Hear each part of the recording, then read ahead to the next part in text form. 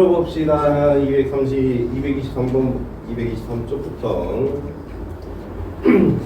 5번 풀어봅시다. 5번.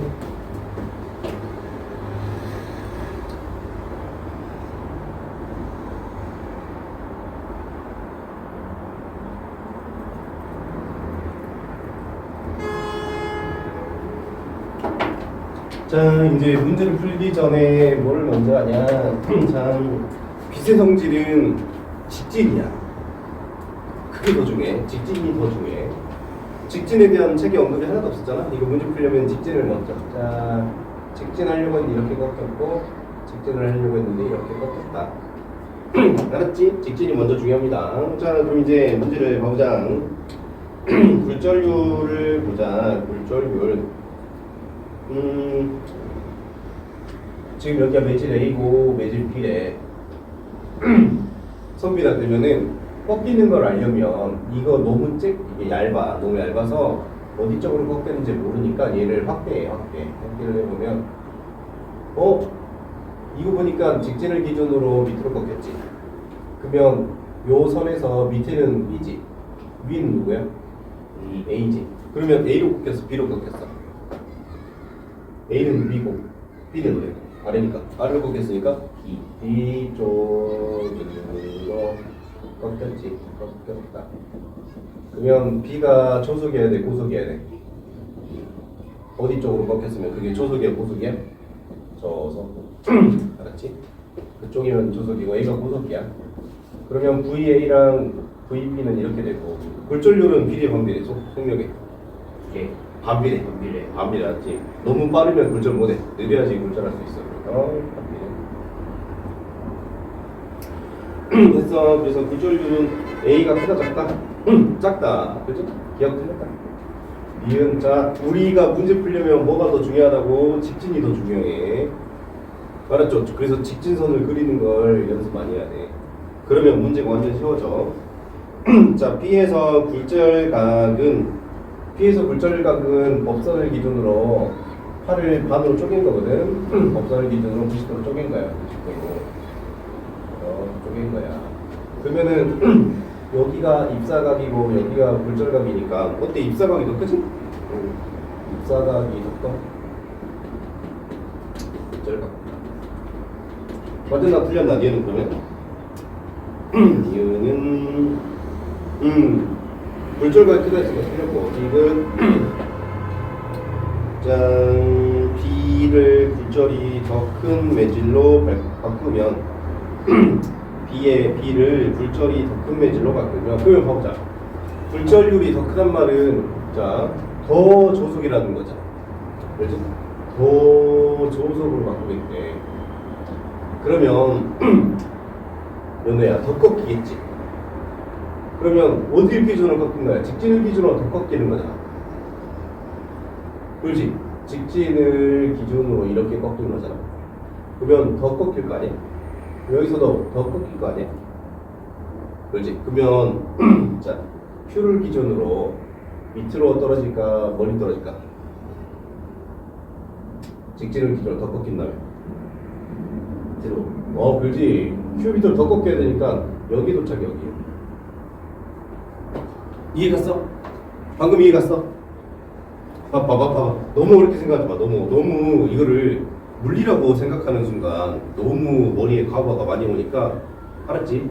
직진을 기준으로 여기가 꺾인 각이란 말이야. 꺾인 각. 알았지? 이해됐지? 그거 꺾였잖아. 너 직진을 보면 꺾였잖아. 그죠? 그러면 만약에 더 조속이라면 그러면 봐. A랑 B가 A가 고속이고 얘가 조속이라서 꺾였는데 C가 더 조속이 되었어.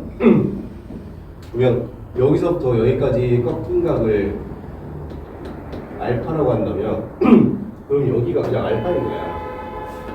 알았지? 별거 아니야. 알았지? 막 구체법칙 막 나누고 뭐 하니까 그런 거지. 너무 그렇게 생각하면 안 돼. 그러면 여기는 요는 더 꺾인 각이 더 커지겠어, 작아지겠어? 속도차 때문에 꺾였잖아. 속도차가 더 심해졌잖아. 그렇지? 예를 들어서 여기가 10m/s야. 예를 들어서 여기 5m/s야. 여기는 2m/s야. 파동 속력이. 여기 5m/s 때문에 꺾였어. 여기는 얼마야? 8m/s 때문에 꺾였지. 그럼 꺾인 각이 어때? 더 커져야겠지. 그래서 이때 꺾인 각은 알파 이상이야. 꺾인 각이 알파를 초과해야 돼. 초과. 그러면 알파 이만큼. 알파를 초과하면 그러면 얘가 이런 식으로 꺾이겠다. 그래서 축보다 더 앞으로 떨어져야 돼. 알았죠? 무슨 말이냐면 얘를 관계식으로 생각해버리면 풀기가 어려운데 알았지? 이 정의를 좀 더 쉽게 알면 훨씬 풀기 쉬워. 알았죠? 잘 적어줘. 그러면 디귿은 맞아서 틀렸어. Q가 왼쪽으로 전진해야 되잖아. 그렇지? 그러면 마이너스 X 방향으로 전진해야 되지? 마이너스 X 방향이 왼쪽이잖아.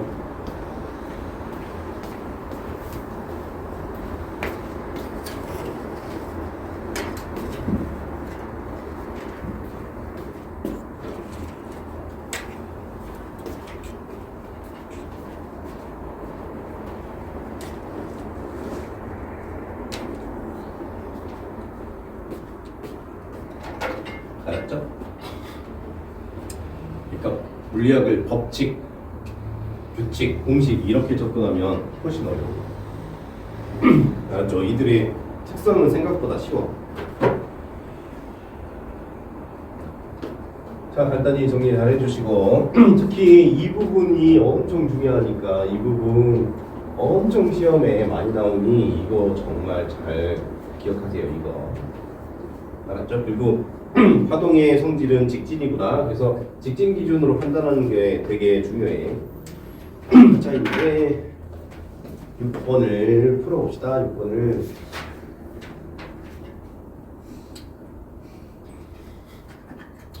육 번도 별표 쳐놔야 돼. 얘들아. 별표 배울 거 있어.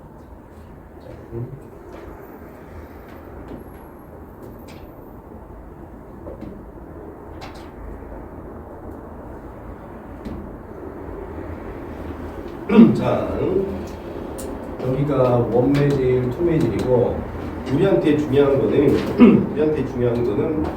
직진을 기준으로 꺾이는 걸 판단해야 돼. 직진을 기준으로 꺾이는 걸 판단해야 돼.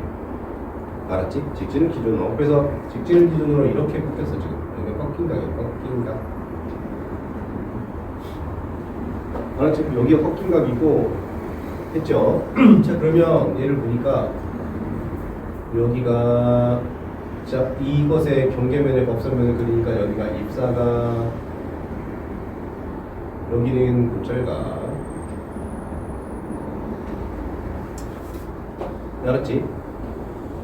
법선을 기준으로 나간 각의 사이각이 골절가, 들어온 각이 입사가. 그럼 여기도 법선을 기준으로 이 포인트에 90도를 내리면 여기는 이제 입사각인데 밖에는 어떻게 되냐, 그렇지? 근데 우리 사인의 법칙 기억나? 사인의 법칙. 자, 들어온 각분의 나간 각은 들어온 각의 파동 속도, 나간 각의 파동 속도 기억나지? 그러면 여기는 어떻게? 여기는 들어온 각이 이거잖아. 그러면 사인 2에서 들어왔단 말이지. 이제 나가는 건 모르고. 근데 그게 지금 이 친구 기준으로 하면 이 친구 속도 V2, 여기 속도 V1. 그럼 여기 얼마 해야 돼? 이거랑 어때? 뒤집으면 바뀐 게 있어요? 없어? 바뀐 게 없어야겠지. 그럼 이거 사인 세타 1 해야 돼. 그러니까 무슨 말이냐면 똑같이 평행에서 나와야 돼.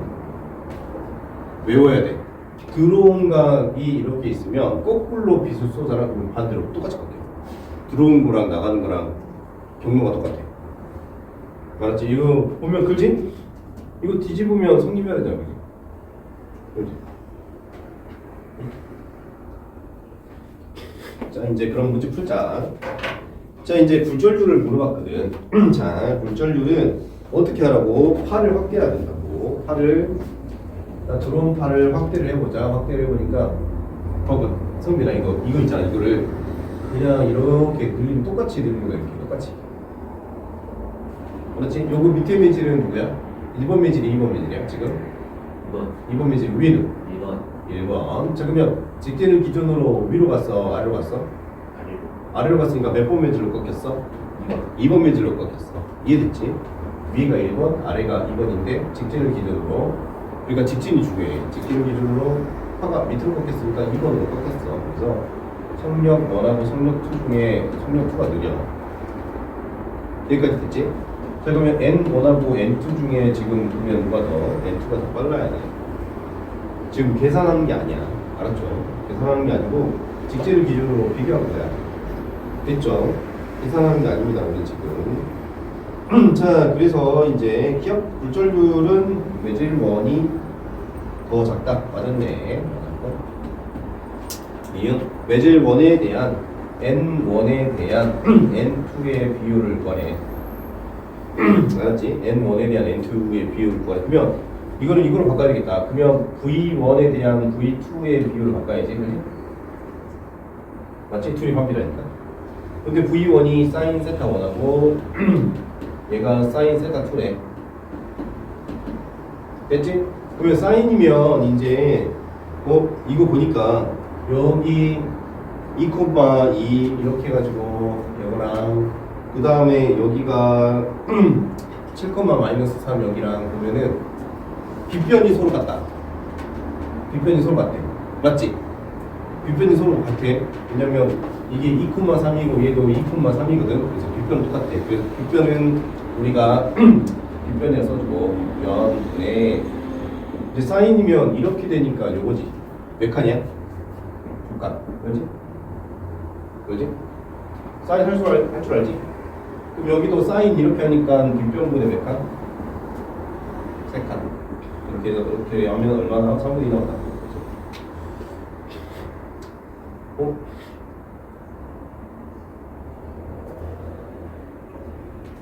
미안, 얘들아 잘못했다. 여기 사인 여기로 해버렸다. 요각을 구해야 되는데 사인 이렇게 되는. 그지? 혹시 성빈 알아? 예. 사인 여기 입사각을 구해야 되는데 여기 각을 해버렸다. 사인 입사각이 돼서 사인하면 이렇게 하니까 세 칸 나와요. 잘못했다. 미안. 세 칸 내 두 칸이다. 세 칸 내 두 칸. 미안해. 그럼 얼마야? 2분의 3이다. 알았죠?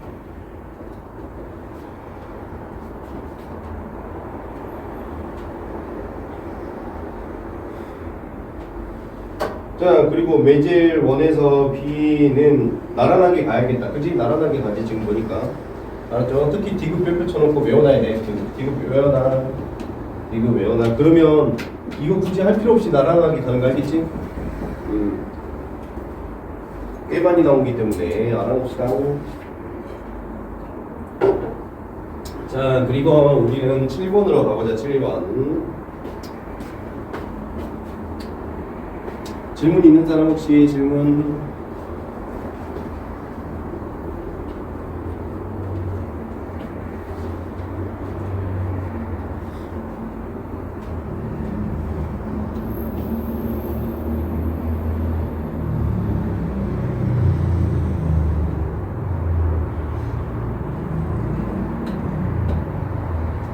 여러분도 계속 써도 돼. A4 줄까 혹시? A4.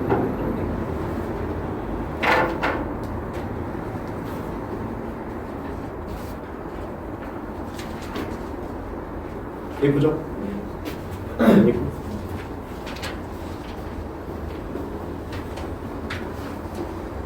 힘들어. 자, 이것도 봐보자. 얘도 봐보자. 직진을 기준으로 이렇게 꺾여버렸어. 그림 봐봐. 첫 번째 그림. 그렇지?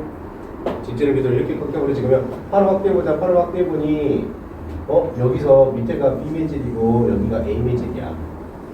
팔을 확대하는 거를 많이 해야 돼. 알았죠? 외우는 게 암기가 불가능해. 자 그러면 지금 보니까 어디 쪽으로 꺾였어? 성빈아. B. 그래 B로 꺾였어. 알았죠?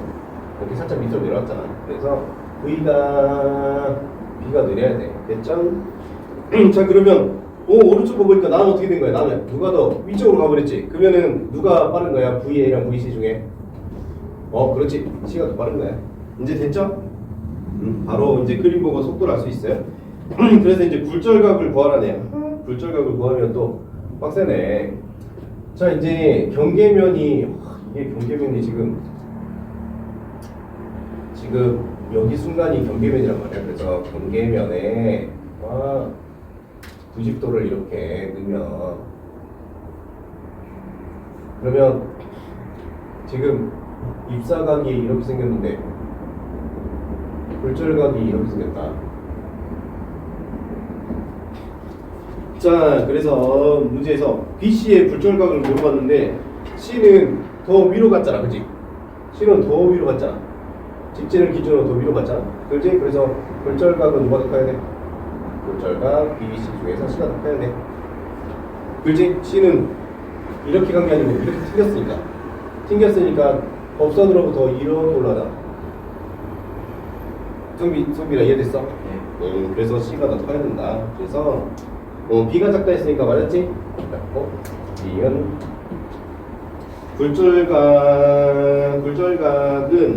굴절각은 지금 보니까 C가 더 컸지? C가 더 컸다. B가 C보다 미안하다. 굴절각이 아니네. 굴절률이네. 굴절률. 그러면 이제 속도를 먼저 따져야 돼. 속도. 자, 지금 A가 제일 빠를 줄 알았더니 C가 더 빨라. 그러면 이제 굴절률 BC를 비교해봤는데 속도가 느려야지 굴절률이 크지? 굴절률이 크다. 그래서 굴절률은 B가 크다. 맞았다. 아니구나. B가 작다 했으니까 틀렸다. 자, 비스 파장은 별표 쳐놔라. 파장. 자, V는 람다 F. 자, V는 람다 F인데 파동 속도는 누가 결정해? 파동 속도는 여러분 누가 결정해? 람다가 결정해? F가 결정해? 누가 결정해? 이거 수업 때 알려줬어. 요네 누가 결정해? F? 누가 결정해? F? 성빈아 파동 속도는 누가 결정해? 네. F. 자, 미안해. 매진 결정한다.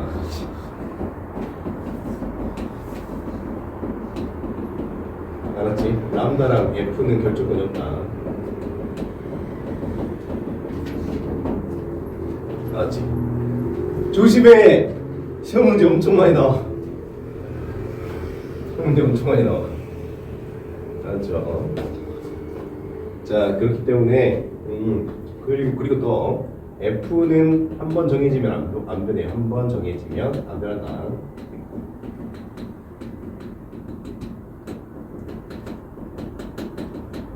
단 현대물리학 때도 그렇지.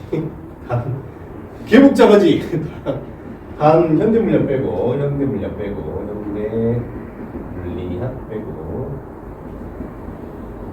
그 배웠었지. 뭐 비수로 썼지. 전자를 부딪혔지. 이때는 진동 변합니다. 요런 현대물리학 맞지? 미소물리학. 전자 비세운동 이런 거 따질 때는 진동수가 변하는데, 알았지? 미소 세계에서만 변하고, 거시 세계에서는 한 번 발생하면 안 변하는 거 맞죠? 자, 그러면 빛의 파장을 따질 건데, 지금 보니까 VA랑 VC랑 비교해봤을 때 A가 더 작단 말이야. 알았지? 근데 진동수는 한 번 생기면 똑같아야 되니까 똑같고. 알았지? 그러면 V는 뭐 F 람다잖아. 그러면 얘랑 진동수 생각하지 말고 그러면은 V가 뭐에 비례한다고? 람다에 비례해야 돼. 그래서 람다 A가 람다 C보다 더 커야 됩니다.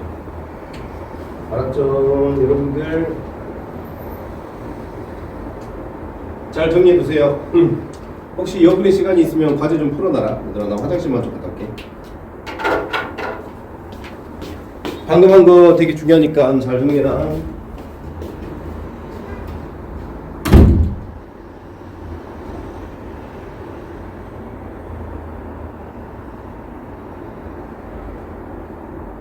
자, 그렇지. 물리 거의 못 풀어줬잖아. 물리가 지금 화학보다 1.5배 정도 많은 것 같아. 그렇지. 물리 선행이 안 되어 있는 학교 친구들은 거의 따라가기 불가능할 거야. 그럴 것 같지. 양이 너무 많지. 그렇지. 자, 8번.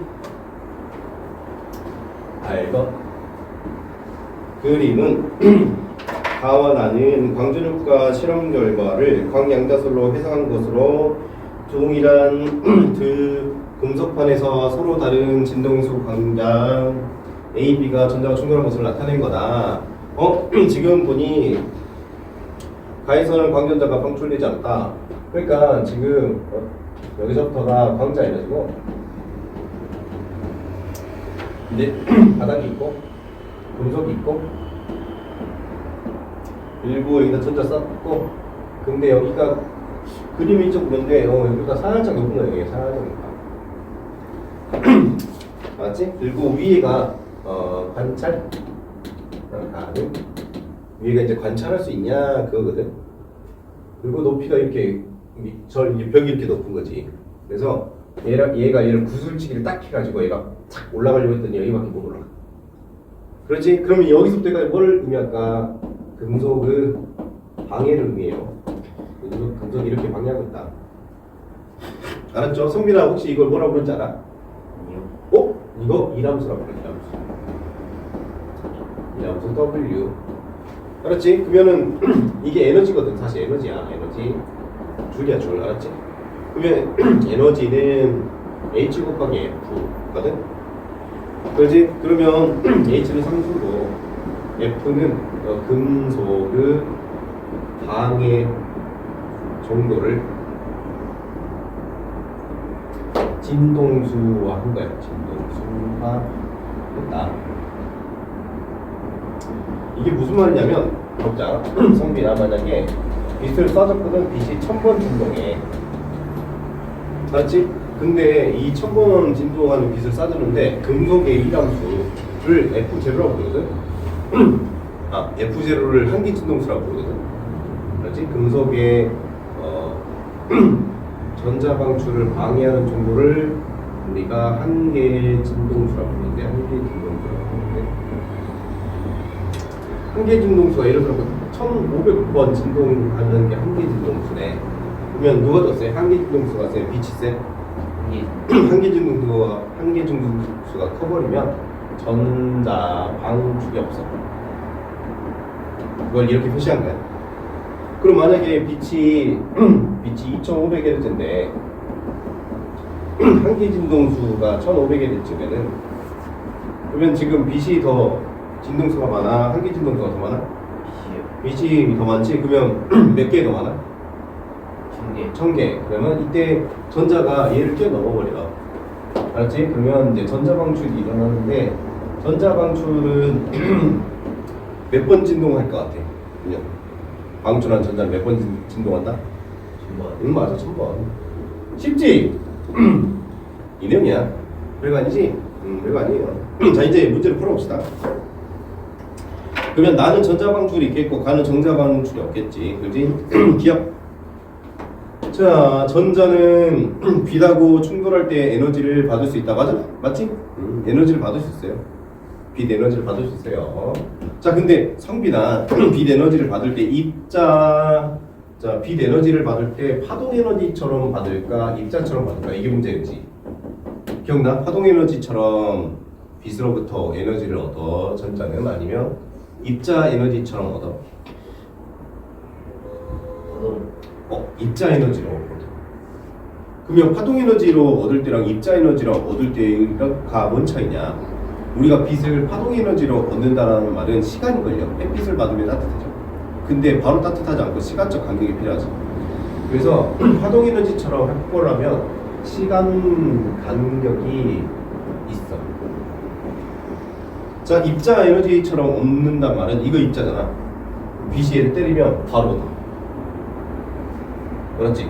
입자 에너지 전달은 즉시 일어나야 돼. 그래서 즉시 일어나야 돼. 즉시 일어나.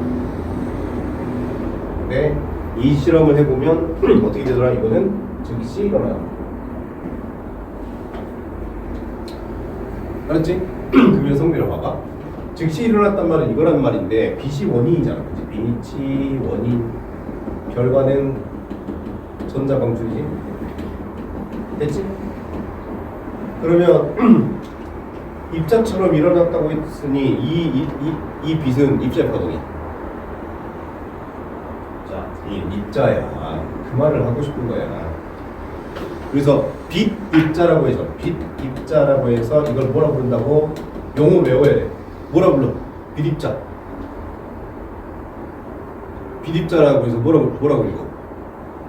책에서 지금 뭐라고 읽어? 광자라고 읽는 거야. 중요한 거야 이거 용어.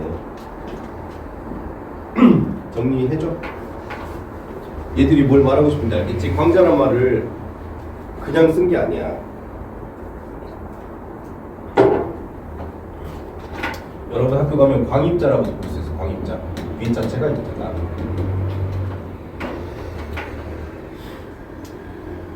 이해하는 게 제일 좋아. 이해하면 완전 쉬워. 솔직히 여기가 내용이 근데 미친놈 내용이지. 빛이 입자래.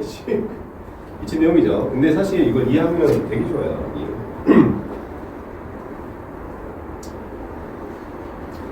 그래서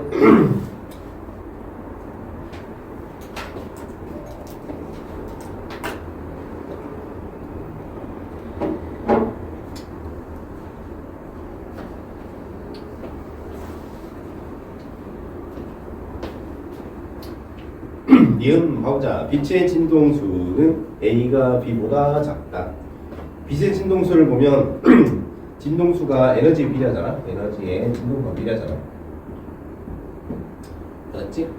그러면 이 식은 사실상 이거 상수니까 에너지 자체가 진동수라는 뜻이거든. 진동수 자체가 에너지라는 뜻이거든. 알았지? 자, 그래서 그림 봐보니까 성비나 A가 에너지가 많아 보여, B가 에너지가 많아 보여. B가 더 에너지가 많아 보이지? 그래서 에너지가 B가 더 많아. 진동수도 그럼 누가 더 많아? B가 더 많아. 됐죠? 그럼 니은 맞았죠? 니은 맞았고. 이거 나에서 방출된 광전자의 최대 운동 에너지는 B의 에너지에서 E를 뺀 거래. 지금 나에서 방출된 광전자의 최대 운동 에너지는 B의 에너지에서 E를 뺀 거라고 했거든. 그러면 한번 봐보자. 빛 에너지를 제공을 해줬는데 바로 전자 방출이 없지. 왜? 원자핵이 뭐니까? 원자핵이 전자 방출을 방해하지. 이걸 뭐라고 불렀다고? 이람수라고 불렀다고. 이람수. 알았지? 이걸 이람수라고 불렀어? 그러면 이제 그러면 원인, 그 다음에 방해를 빼면 결과는 어떻게 돼? 전자가 방출된단 말이야. 됐죠? 그러면 얘는 어떻게 된 거야? 얘는 이렇게 빼면 되잖아. 그렇지? 그래서 B의 운동 에너지에서 B의 운동 에너지, P가 광자 운동 에너지지 지금. 보여? B가 누구야? 성비랑 B가 누구야? 원체원이야.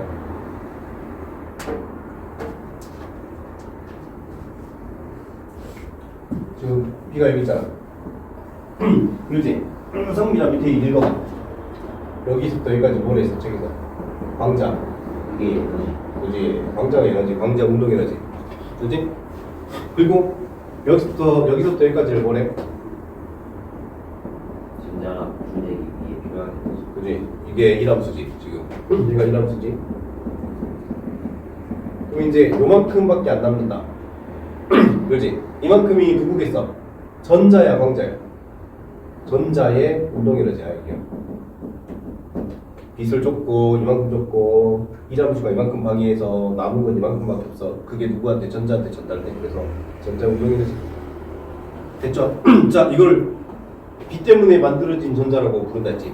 또 뭐라 불러야 돼 이거? 뭐? 이거 광전자라고 해야 돼. 알았지? 이것도 알아야 돼. 광전자. 알았죠? 그리고 중요해. 여기는 용어가 시험 문제 많이 나와. 용어. 알았지? 광자는 뭐냐, 광입자는 뭐냐, 광전자는 뭐냐. 알았지? 용어가 2점짜리, 3점짜리로 쉬운 문제로 많이 나오니까.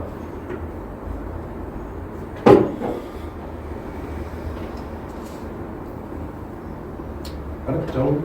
그러면 자, 여기서 보자. 전자가 이동하면 전류가 생성되겠다. 그러지? 전류 생성되겠지? 이때를 무슨 전류라고 할까? 또 다른 용어가. 이때 생기는 전류는 뭐라고 할까? 광전류라고 해. 이것도 외워놔. 빛이 만든 전류, 광전류. 알았죠? 여기선 영어가 꽤 많이 출제되니 자, 잘하고 시간이 1시간이 지났어요. 우리 좀만 쉬었다 합시다. 좀만 쉬었다. 고생들이 많구먼.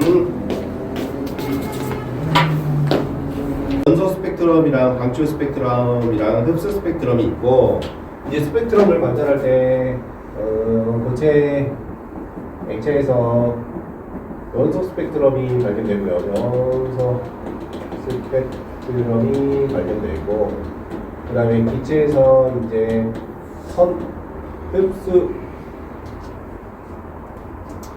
이 까다로운 학교에서 꽤 많이 나오는데 흡수 스펙트럼이랑 방출 선 스펙트럼이 나타납니다. 스펙트럼. 그리고 에너지 준이라는 게, 에너지 준이는 딱 그 한 개를 뜻하거든. 에너지를 딱 한 값을 뜻해서 이게 에너지 준이에요. 에너지 준이. 여러분은 이걸 다 배울 거예요. 물리는 이걸 다 알아야 돼요. 짠. 우리 빨주노 쪽파는 말지? 빨쪽파, 빨간색, 빨간색, 초록색. 빛의 속도는 거의 일정하다고 가정합니다. 여러분 책처럼 바꿔놓자. 자, 여기가 파란색, 초록색, 빨간색. 빨주노초 파란고. 속도는 파란색하고 원래 빨간색이 다르거든. 근데 속도는 거의 같다고 합시다. 파란색 속도, 빨간색 속도가 거의 같습니다. 살짝은 달라요. 거의 같다. 그리고 파란색 진동수가 빨간색보다 큽니다. E는 HF 때문에 에너지랑 진동수가 비례하니까 이렇게 되고, 근데 V는 F람다에서 얘가 거의 일정하다면 크면 얘는 작아요. 그래서 파장은 람다가 작습니다. 람다 파장이 파란색이 작아요. 그렇습니다. 됐죠? 알았지? 알고 있으면 적어놓고. 근데 이게 뭘 말하냐면 이 식을 가지고 뭘 할 수 있냐? 빛의 색은 에너지 값을 의미하게 돼요. 에너지 값. 자, 왜 그런지 한번 볼까? 빛의 색은 에너지 값. 우리 파란색이 450 나노미터란 말이야. 얘가 450 나노미터란 말이야. 빨간색은 대충 600 나노미터란 말이야. 에너지 값 어떻게 구하냐? E는 HF, H는 이미 정해진 값이야. 상수값이니까 알고 있어. 에너지는 내가 궁금해. 파장은 몰라. 근데 V는 F란다. 그러면은 F는 어떻게 된가? 이게 V가 광속이잖아. 광속치잖아. 그래서 F는 람다분의 C. 그래서 광속 알고 있지, 람다 알고 있지. 그러니 E는 H는 놔두고 F 람다분의 C 이렇게 하면은 파장 자체가 에너지 값이라는 걸 알 수 있어요. 그죠? 색깔이 에너지 값을 말해버려. 아예. 빨간색 빛은 에너지 몇 줄, 파란색 빛은 에너지 몇 줄을 알게 돼. 자, 되게 큰 거죠. 그래서 스펙트럼을 안다라고 하는 건 정확한 에너지 값을 안다라는 거예요. 근데 흡수 스펙트럼하고 방출 스펙트럼의 차이가 있어요. 여러분은 아셔야 돼요. 자, 이제 우리가 방출 스펙트럼이라고 한다면, 그럼 얘들은 매우 얇은 선 하나거든. 그리고 또 알아야 될 게 뭐가 있냐면, 지금 보면 보라색에 가까울수록, 보라 쪽에 가까울수록 요 파장 간격이 감소해. 이것도 외워야 돼. 파장 간격이 감소합니다. 그렇죠? 사이 간격 감소하지? 그렇지? 그림 보니까 그러죠? 이것도 외우셔야 됩니다. 알았죠? 자, 그리고 보라색으로 갈수록 파장관계 감소하고 빨간색으로 갈수록 파장관계 늘어요. 이거 외우시고, 왜냐면 학교 시험에서 어떻게 나오냐면 학교 시험에서 이렇게 그려주고 이렇게 그려준다면 여기가 파란색이냐 아니면 빨간색이냐 이거 물어보거든.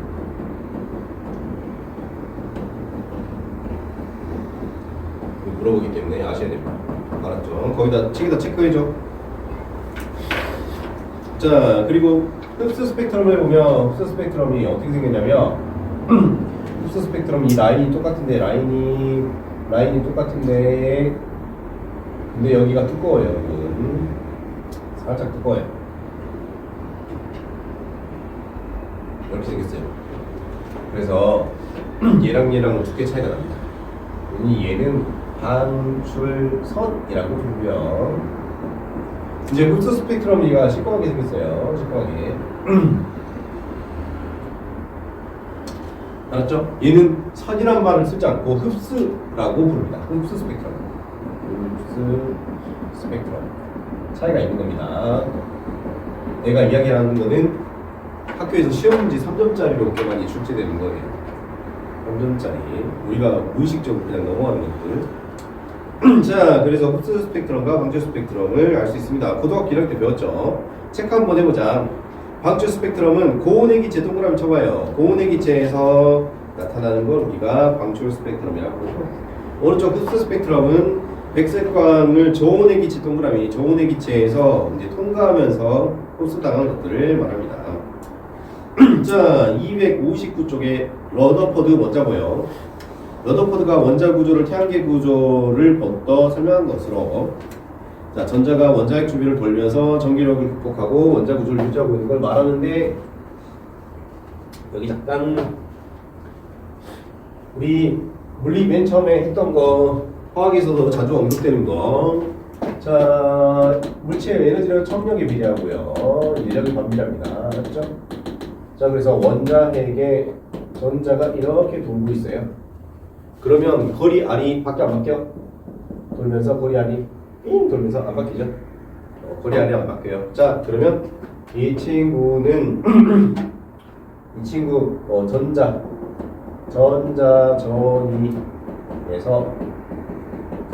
전자전이에서 에너지를 흡수나 방출할 수 있어. 에너지를 흡수 또는 방출해. 예시를 한번 넣어볼까? 자, 어떤 친구 에너지가 100줄인데 얘가 멀리서부터 이 안에 들어오면서 20줄로 바뀐다. 자, 밖에 있던 전자가 이쪽으로 들어오면, 그렇지? 이 친구 A, B라고 하면, 자, 지금 인력이 A가 세, B가 세? A가 세죠? 그러면 에너지가 적어야 되잖아. 그렇죠? 에너지는 누가 더? 에너지는 우리가 더 커야 돼. 그래서 밖에 있는 전자가 안으로 들어오면 B가 에너지가 1000줄, 100줄이었던 거지. A는 20줄이었던 거지. 그러면 80줄 방출돼야 돼. 성빈아, 알았지? 그러면 이 방출 에너지가 스펙트럼으로 관찰돼. 스펙트럼으로 관찰. 성빈아, 그러면 에너지가 80줄이면 진동수가 한 종류잖아. 그러면 스펙트럼 몇 개로 보여드릴까? 러더퍼드 이용해서 스펙트럼 몇 개로 보여드릴까? 80개. 몇 개? 몇 개? 다시 몇 개? 1개. 한 개로 보여야 돼요. 알았죠? 이해됐지? 그래서 근데 스펙트럼 찍어봤더니 하나가 아니네. 그죠? 하나가 아니죠. 자, 그러면 이거 보자. 이거 봐봐. 한 종류의 스펙트럼이 나타나려면 에너지 간격은 몇 개? 80. 에너지 간격은 몇 종류? 한 개? 두 개. 스펙트럼 하나가 나타나려면 에너지 간격 종류는 두 개. 자, 258쪽 봐보자. 자, 수소가 스펙트럼의 종류가 몇 개야? 수소 스펙트럼 종류 몇 개?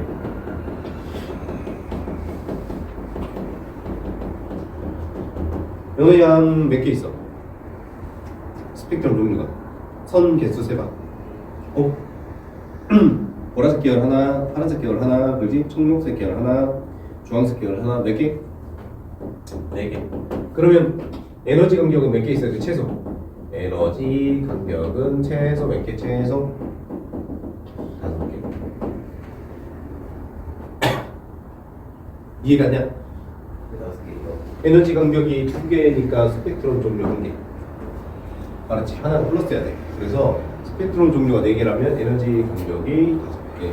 그러니까 무슨 말이냐?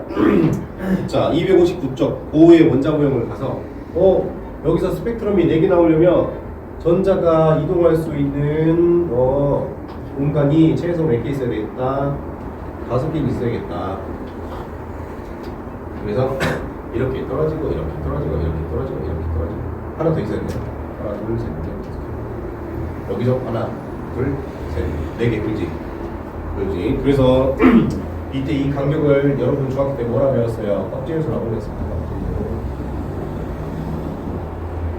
이해갔죠? 그래서 수소 주변에 껍질이 최소 몇 개는 있어야 된다. 3개는 있어야 된다. 5개는 있어야 된다. 그게 보호의 원자 모형이야. 알았죠? 자, 근데 여러분, 자 여기 봐봐. 여기 잠깐 봐봐. 자, 여기가 만약에 에너지가 여기가 20이고 여기가 100이고 여기가 400이야. 알았지? 그래서 이렇게 하면 에너지 300짜리 방출돼야 되고 이렇게 하면 에너지 380짜리 방출돼야 돼. 그러면 이때 스펙트럼 종류 몇 개가 생겨야 돼? 하나, 둘, 셋. 종류가 이렇게 떨어지면 300짜리 스펙트럼, 이렇게 떨어지면 380짜리 스펙트럼, 이렇게 떨어지면 80짜리 스펙트럼 해서 총 3종류 나와야 돼. 알았지? 자, 그러면 얘네들마다 색깔이 다른 말이야. 알았지? 자, 그런데 만약 자, 봐봐. 그러면 여기를 첫 번째 껍질, 1껍질, 이 껍질을 N이라고 하거든. 이 껍질, 여기 3껍질 이렇게 합시다. 알았지? 자, 근데 예시를 한번 보자. 만약에 380에서 300으로 갈 때 379, 378, 377, 376 이렇게 해가지고 쭉 내려가가지고 저기 20까지 이렇게 내려가면 이럴 때 에너지 얼마 방출돼? 에너지 얼마 방출돼? 성빈 1 여기도 얼마? 1 여기도 얼마? 1 이렇게 계속 얼마 방출돼? 1 이렇게 되면은 스펙트럼 종류 몇 개? 계속 1줄씩만 방출되잖아. 종류 몇 개? 1개. 알았지? 무슨 말인지 알겠죠? 그러니까 전자가 여기서부터 여기까지 슬로우하게 이제 천천히 1111 하면서 하면은 스펙트럼 종류는 껍질이 2개 변해도 에너지 종류는 하나밖에 안 돼. 알았죠? 그러면 자 중간에 전자가 있으면 돼, 안 돼? 안 되고 전자가 여기서부터 여기까지 점프해야 돼. 연우야, 얘가 이렇게 가면 안 되고 여기서 이렇게 점프해야 돼. 오케이? 이 말이 무슨 말이냐면 전자 그 껍질은 정수예요. 1개, 2개. 3.5 껍질, 2.5 껍질 이런 건 존재할 수 없어. 그렇지? 그러면 이 말이 무슨 말이냐면 전자는 순간이동해.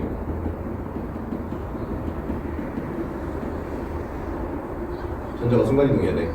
점진적으로 이동하면 이렇게 나와야 돼. 그렇지? 전자는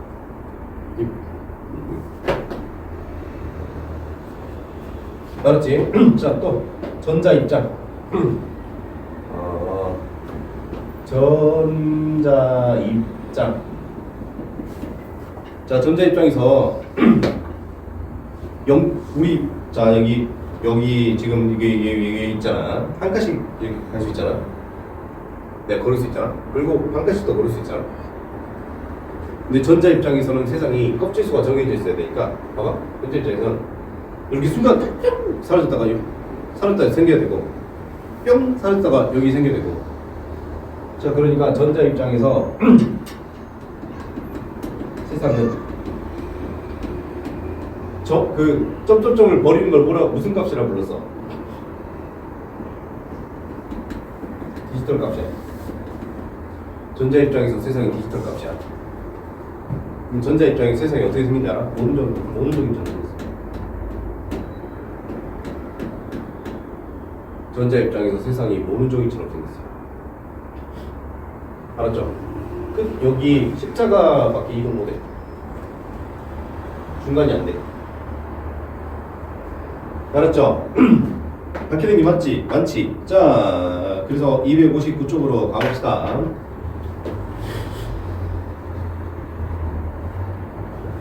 자, 이제 259쪽으로 가서 원자 궤도, 그래서 원자핵에 가장 가까운 궤도로부터 첫 번째 껍질, 두 번째 껍질, 세 번째 껍질 이렇게 해놓고 얘는 양자화라 부른다.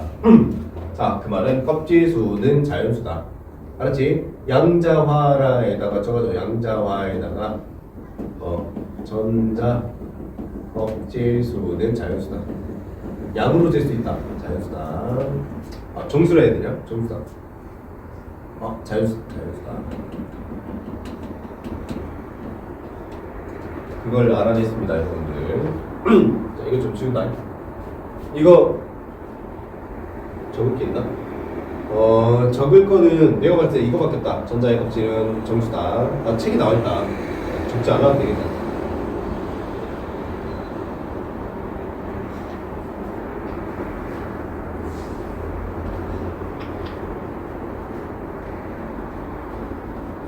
신기하지 않니? 신기하지 않니? 전자는 순간이동해 얘들아. 재밌지? 전자는 순간이동해. 이거 내가 볼 때 컴퓨터 우리 그래픽일 수도 있어. 진짜야.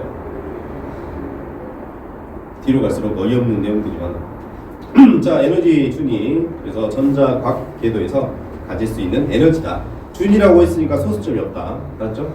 소수점이 없어. 준이니까 값 딱 하나야. 자, 바닥 상태. 전자는 N2원일 때 가장 안전한. 자, 보자.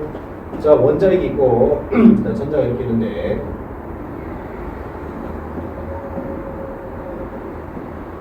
여기 한번 봐보자. N은 1, N은 2, N은 3 이렇게 있을 때 플러스 원자핵과 마이너스가 인력을 보면 인력이 제일 센 게 누구야? 1, 2, 3 N은 1, 2 인력이 가장 크고 N은 2가 그 다음으로 N은 3이 제일 작고. 그러면 에너지는 누가 질 거야 돼? 인력은 가까울수록, 그치? 에너지는 누가 더 커야 돼? 에너지 1이 가장 작고 에너지 2가 그 다음, 에너지 3은 그 다음. 알았지? 간단히 적어줘. 이렇게 인력과 에너지가 반비례니까. 그래서 에너지가 가장 적은 N이 원일 때는 우리가 바닥 상태라고 부르고, 바닥 상태. 그리고 나머지를 쭉 우리는 쭉 들뜬 상태. 그러면 전자가 에너지가 가장 많으려면 전자 에너지가 가장 많으려면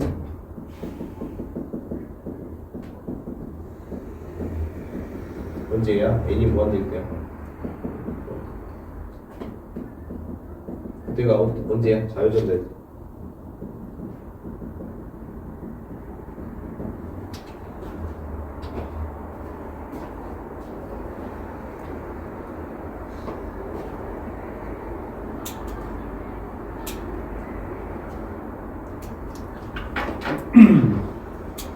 그래서 전자전이 전자가 다른 궤도로 옮겨가는 것을 전자전이라고. 자, 이랬을 때 에너지 차이는 두 에너지 차이랑 같다. 한번 1을 들어보자. 여기 근데 안 나오나? 나온다. 자, 이제 여러분 책 260쪽으로 가보면 전자에너지를 과학자들이 측정해보니까 마이너스 n제곱분의 13.62V.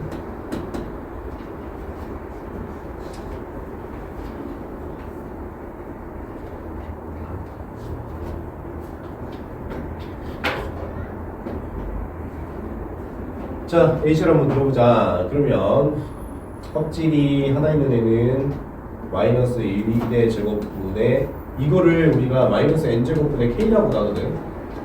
그렇지? k라고 하고 13.62V는 뭔 뜻이냐?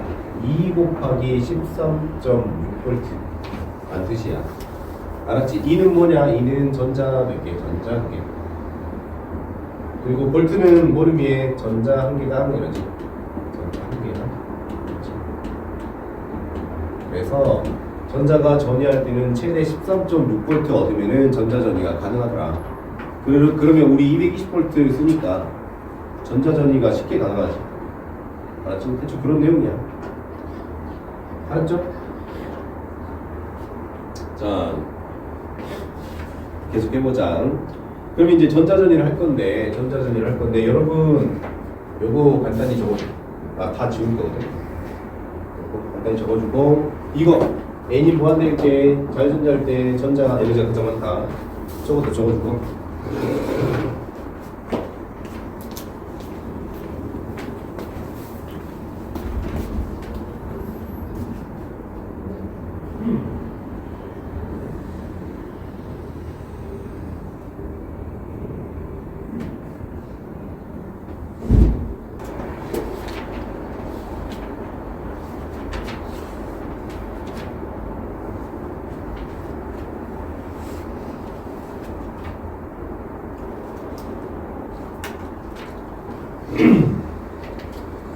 됐죠? 다 지울게요. 그러면 요거로 이용할게. K를 이용할게. K를.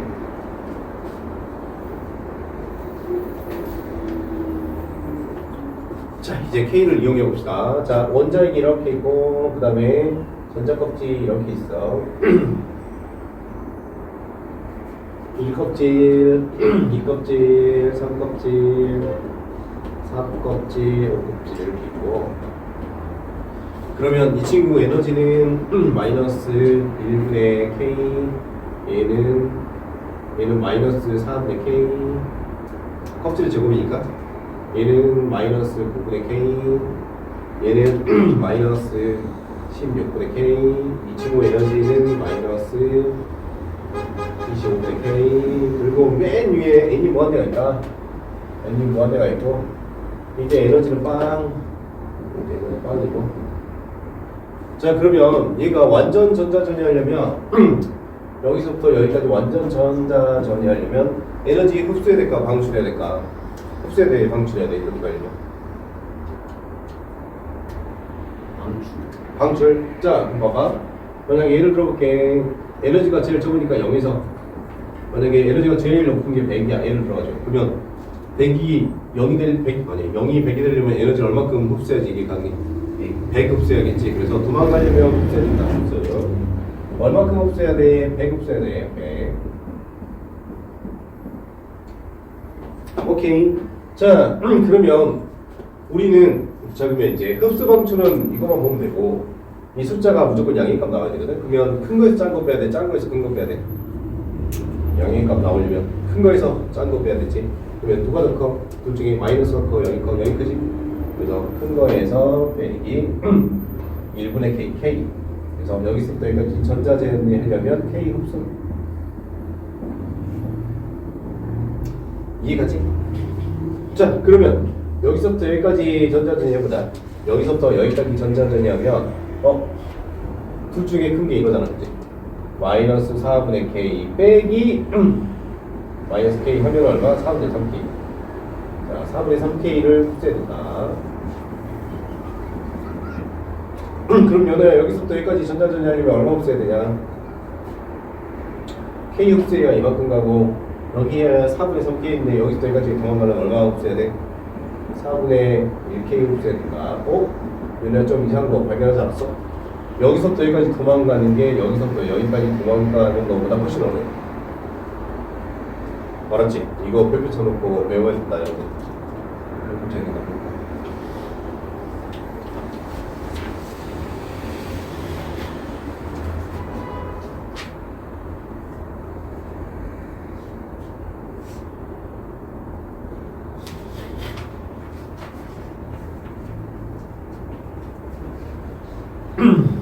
또 이제 시험 문제에서는 뭐를 겪을 거냐? 자, 어떤 친구가 빛 에너지 흡수했는데 얘가 껍질이 X에서 껍질 Y로 갔대. 근데 그 에너지 크기가 4분의 3K였대.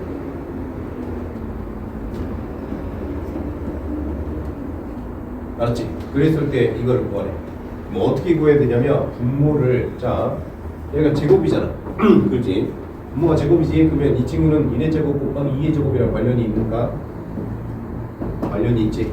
그러면 얘는 2껍질과 1껍질하고 관련이 있습니다. 얘를 제곱꼴로 바꿔야 돼. 그렇지?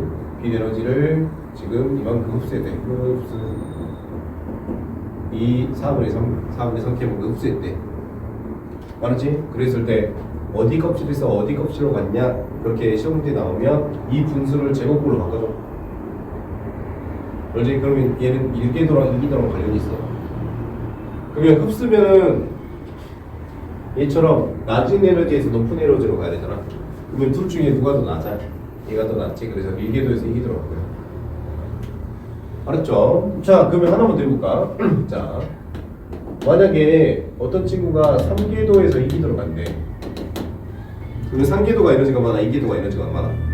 3. 그렇지. 여기가 고에너지지. 여기가 저에너지고. 그러면 큰 거에서 작은 거 빼야 돼, 무조건. 그래서 큰 거 이거. 마이너스 9분의 K 빼기 이거. 마이너스 3분의 K 하면 얼마 나오냐? 36분의 5K 이렇게 나오지. 그렇지? 그러면 흡수해야 돼, 방출돼. 이건 방출. 알았지? 그러면 이제 거꾸로 어떤 친구가 36분의 5K를 방출할 때 그러면 얘가 몇 궤도에서 몇 궤도 갔냐? 할 때 어떻게 한다고?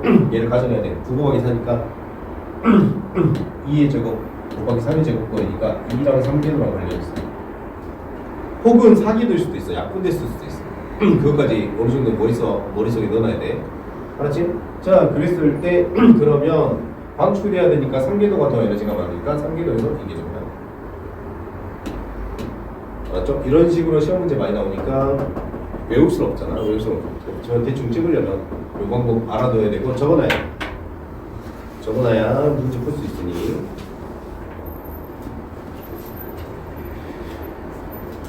자, 그래서 고에너지에서 저에너지로 가면 에너지 방출, 그리고 저에너지에서 고에너지로 가면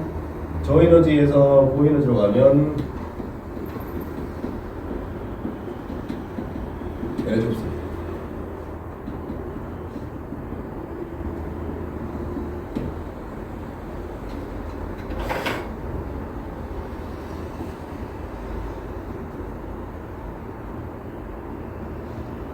승민아, 그 3월달부터 가능한 시간 문자 좀 하나. 알았지? 거기서요? 효빈 혹시 다닐 수 있으면은 가능한 시간 문자 줘. 내 번호 알지? 승민도 내 번호 알지?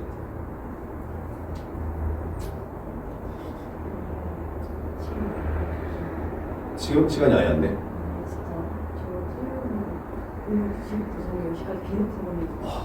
그래. 그러면 혹시 화목에 놓을 수 있냐? 야, 나 안 빼줄게. 성덕이는 빼준다고 일단. 근데 걔네 많이 나와가지고 안 빼줄 때서 어떡하냐?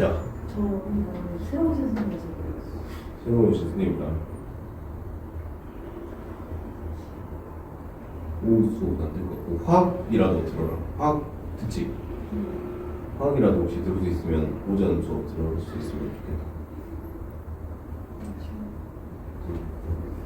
그리고 혹시 화목에 2주 뒤에 빼줄 수 있으면 화목에 합류하면 좋을 것 같아.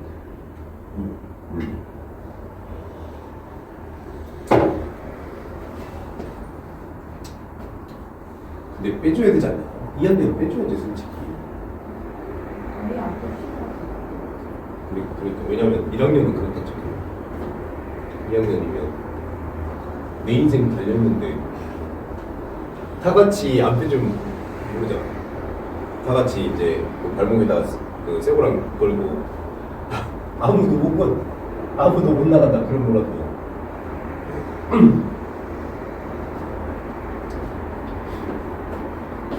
성빈이 내는 일주일만 강제냐? 저희요? 야자. 그렇지, 일주일만 강제. 자, 이제 260쪽으로 가보자. 260쪽. 그래서 이제 전자전이에 대해서 이제 책에 보면은 자, 발머 계열, 라이먼 계열, 패션 계열이 있어. 이게 좀 빡세거든. 자, 이제 라이먼, 그다음에 발머, 그다음 파셴. 자, 라이먼은 자외선하고 관련 있고, 발머는 가시광이랑 관련 있고, 그다음에 파셴은 적외선이랑 관련 있고. 자, 여기 잠깐만 봐. 자, 만약에 A씨를 한번 들어보자. AC 어떤 친구가 N이 5에서 3로 간대. 어떤 친구가 N이 2에서 4로 간대. 어떤 친구가 N이 3에서 1로 간대. 어떤 친구 N은 2에서 5로 간대. 자, 그랬을 때, 자, 우선 이거를 결정하는 거는 둘 중에 작은 수가 결정해. 둘 중에 작은 수, 둘 중에 작은 수, 둘 중에 작은 수가 결정해야지. 결정하는 건 둘 중에 작은 수다. 그래서 3, 얘는 1궤도랑 관련 있고, 얘는 2궤도랑 관련 있고, 얘는 3궤도랑 관련 있어. 그래서 이 친구는 그러면 누구냐면 파신이랑 관련 있고, 저게 얘는 그러면 가시광이랑 관련 있고, 얘는 자외선이랑 관련 있고, 얘는 가시광이랑 관련 있고, 그리고 가시광은 발머랑 관련 있고, 자외선은 라이먼이랑 관련 있고, 그다음에 가시광은 발머랑 관련 있고. 숫자가 클수록 고에너지야, 저에너지야? 성빈아, 숫자 크면 고에너지. 고에너지. 네, 그 맞춰서 고에너지, 저에너지. 그러면 고에너지가 저에너지 가려면 흡수에 대해 방출해야 돼. 방출. 방출. 얘는 흡수에 대해 방출해야 돼. 흡수. 얘는 흡수. 얘는 흡수에 대해 방출해야 돼. 방출. 방출. 여기는 흡수에 대해 방출해야 돼. 흡수. 알았죠? 이렇게 외우시면 돼요. 정리했죠?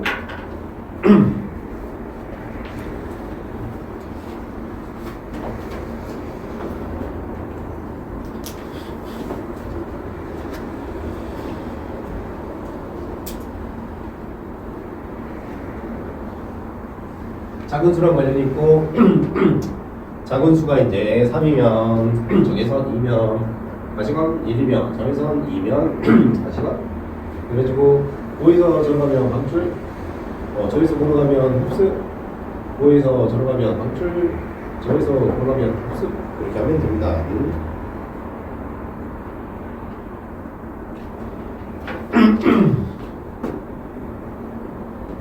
자, 가시광선 땡땡파 여기 있어요.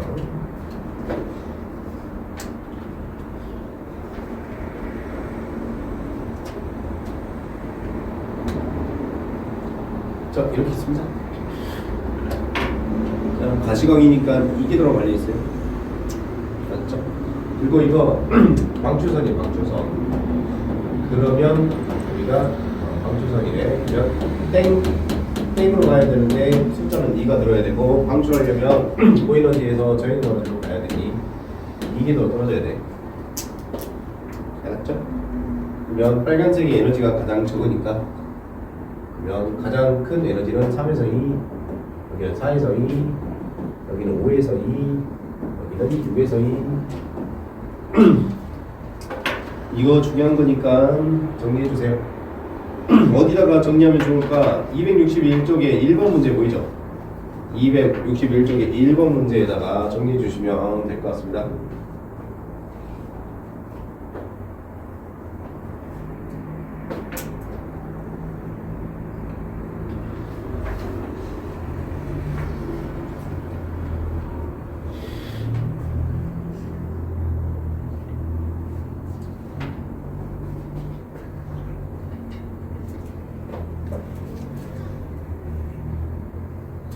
오늘 열심히 했지만 한 파트밖에 끝내지 못했고 그래도 우리 책이 반도체, 순수 반도체, 그리고 특수상대성이 일어나면 끝이에요.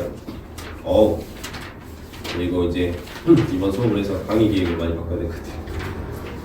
물리가 시간이 너무 많이 필요해가지고 강의 계획을 수정해야 될 것 같습니다. 시간이 너무 부족했다. 내용이 너무 많다. 자, 그래서 이제 현대 원자 모형을 할 건데 왼쪽 봐보자. 다전자 원자 봐보자. 전자 2개 이상 원자는 원자 사이 전기적 상호작용이 영향을 주어서 보호의 원자 모형으로는 정확한 에너지 주기를 측정할 수가 없게 되어버립니다. 자, 왜 그러냐면 원리를 볼게. 원리는 그렇게 안 어려워요. 자, 대표적인 수소 다음에 뭐냐? 이 친구 헬륨이 있습니다. 헬륨이 이제 있으면 문제가 뭐가 생기냐면 함수가 복잡해집니다. 무슨 함수가 복잡해지냐? 플러스 마이너스가 입력에 마이너스가 청력이 일어나요. 그죠? 함수가 몇 개 생겨요 지금? 함수가 2개 함수가 발생해요. 2개 함수. 알았죠? 2개 함수가 발생하면은 서로 밀어내지만 이 거리 밀려가고 2개 함수가 보니까 스펙트럼이 이 4개를 초과하게 됩니다. 그래서 다전자에서는 스펙트럼이 4개를 초과하게 돼요. 이게 문제가 뭐냐? 원래 스펙트럼 하나가 껍질 2개가 있는 거고, 스펙트럼 2개 발견되면 껍질 3개 있는 거고, 스펙트럼 4개 발견되면 껍질이 4개 있는 건데, 헬륨 같은 경우에 스펙트럼 8개가 발견돼요. 그러면 헬륨이 갑자기 껍질 9개 있다, 이렇게 해버리면 안 되잖아. 알았죠? 그래서 다전자에서는 보호의 원리가 성립하지 않게 돼요. 알았죠? 자, 그래서 그렇고요. 그래서 이제 현대 원자 모형은 또 뭐냐? 현재 원자 모형은 이거는 저 누구 때문에 그러냐면 그게 뭐냐? E는 HF 때문에 그래요. E는 HF. 자, 빛이 전자랑 상호작용 하잖아. 그래서 내가 원자핵이 있고 전자가 있는데 내가 빛을 쏴가지고 스펙트럼을 얻었단 말이야. 여기서 그러면 전자 여기 있구나 이렇게 이제 원자 모형을 그렸단 말이지. 근데 전자는 실제로 여기 있지 않고 어디 가버려요? 여기 있죠. 그렇죠? 그래서 요거 관측 위치랑 실제 위치가 다릅니다. 그래서 인간이 전자 모형을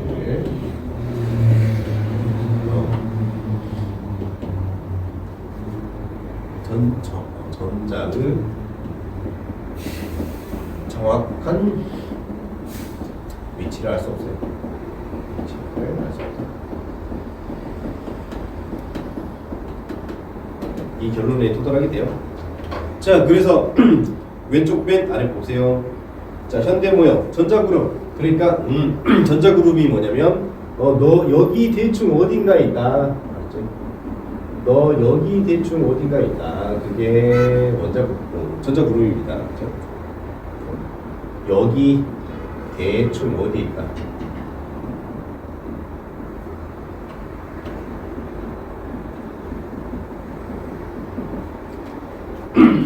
자, 현대의 원자 모형은 어느 순간 전자 위치를 정확하게 설명할 수 없으므로 그 순간의 전자 특정한 위치를 발견하는 데를 확률을 계산해서 확률 모형으로 나타낼 수 있다. 이해갔죠? 52분이고 숙제는 261, 262, 263, 264까지만 해보세요.